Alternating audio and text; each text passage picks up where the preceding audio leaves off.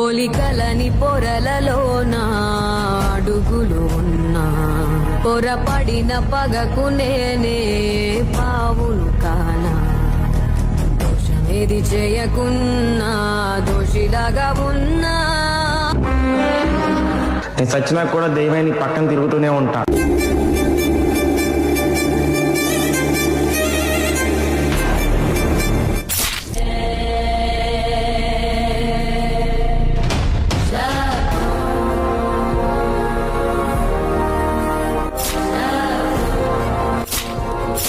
ప్రాణంగా ప్రేమించిన అమ్మాయి కోసం ప్రాణాలు వదులుకుంది నేనైతే